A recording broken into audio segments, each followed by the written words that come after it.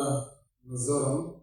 Želi sad meni da se zahvali. Ние се познаваме от площад Александър Батенберг в България, в София, 2020 година. Sa trga Battenberg i Sofije. За Световния ден на мира, когато цяла България болеше и сърце боли и душа боли за всичко, което вие живяхте Сърбите. Kada je cijela Bugarska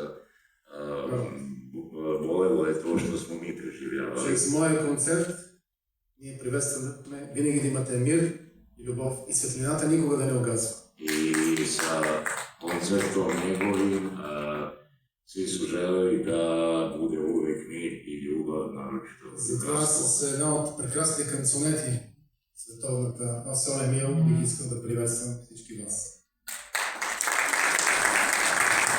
Благодаря. Благодаря.